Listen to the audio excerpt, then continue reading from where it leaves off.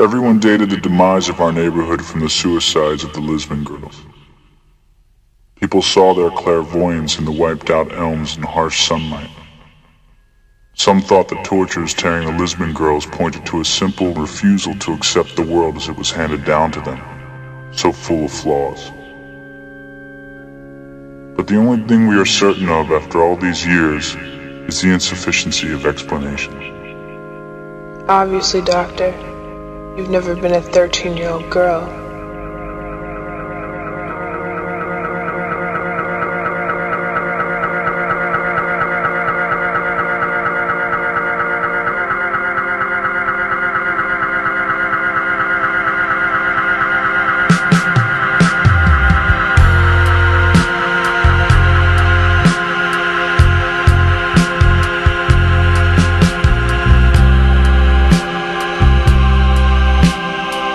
Lisbon girls were 13, Cecilia, 14, Lux, 15, Bonnie, 16, Mary, and 17, Therese. No one could understand how Mrs. Lisbon and Mr. Lisbon, our math teacher, had produced such beautiful creatures. From that time on, the Lisbon house began to change. Almost every day, and even when she wasn't keeping an eye on Cecilia, Lux would suntan on her towel, wearing a swimsuit that caused the knife sharpener to give her a 15-minute demonstration for free.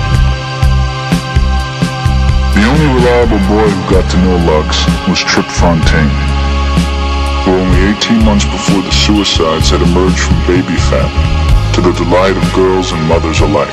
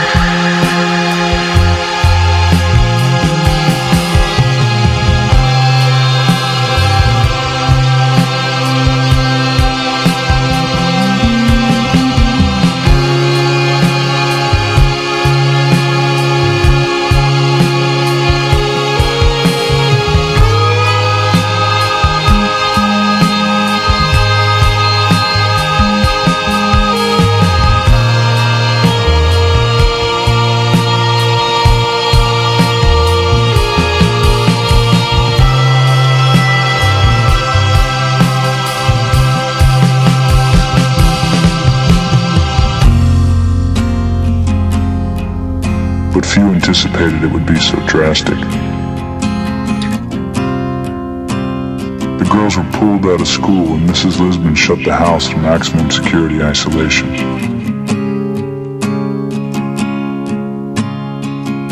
The girls' only contact with the outside world was through the catalogs they ordered that started to fill the Lisbon's mailbox with pictures of high-end fashions and brochures for exotic vacations. Unable to go anywhere, the girls traveled in their imaginations to gold-tipped Siamese temples, or past an old man with a leaf broom tidying a moss-carpeted speck of Japan. And Cecilia hadn't died. She was a bride in Calcutta. Collecting everything we could of theirs, we couldn't get the Lisbon girls out of our minds, but they were slipping away. The colors of their eyes were fading, along with exact locations of moles and dimples. From 5 they had become 4, and they were all, the living and the dead, becoming shadows. We would have lost them completely if the girls hadn't contacted us.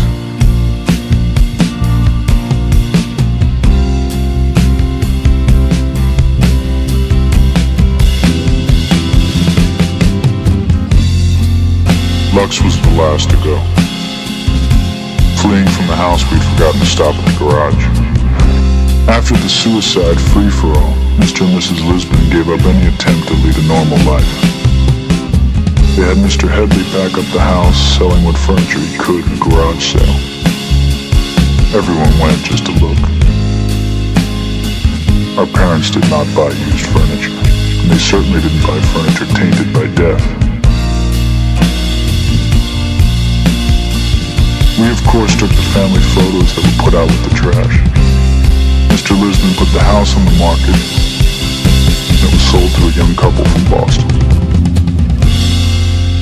It didn't matter in the end how old they had been, or that they were girls, but only that we had loved them, and that they hadn't heard us calling.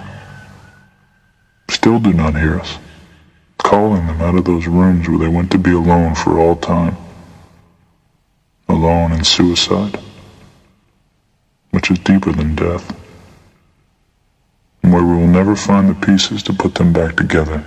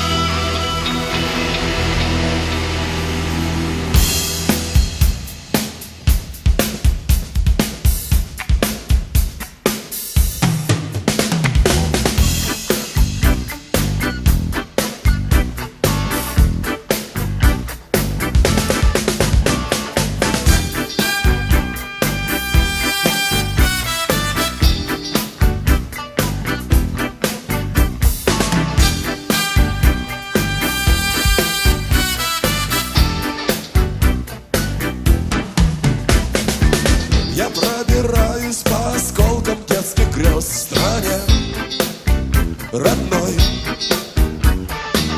где все как будто происходит не всерьез со мной, со мной. Надо ж было так устать, даже до возраста Христа, Господи. А вокруг, как на парад, марширует в ад страна. Родина моя скорбна и нема. Родина моя, ты сошла с ума.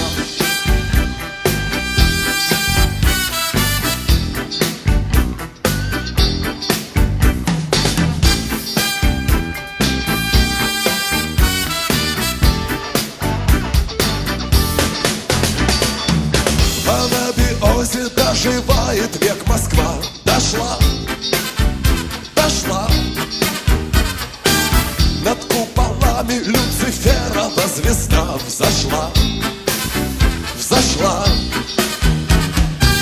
Наблюдая свысока, как идешь ты с молотка за пятак,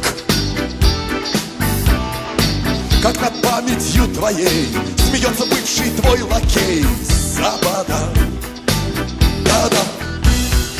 Родина моя скорбна и нема. Родина моя, ты сошла с ума.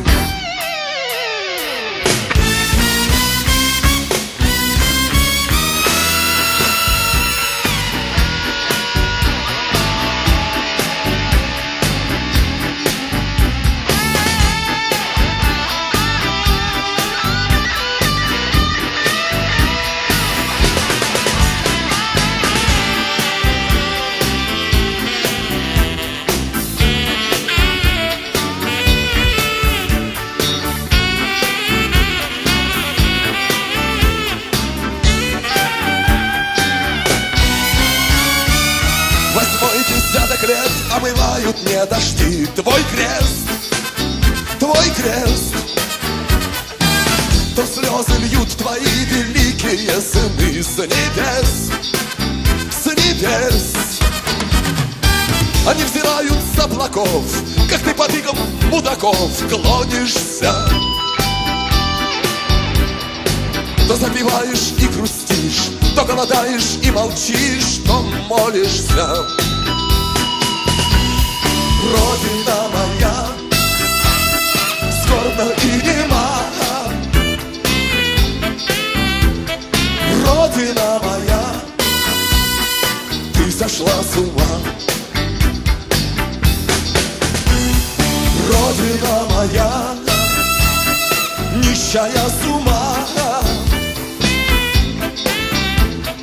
Родина моя, ты сошла с ума, сошла с ума, сошла с ума, сошла с ума.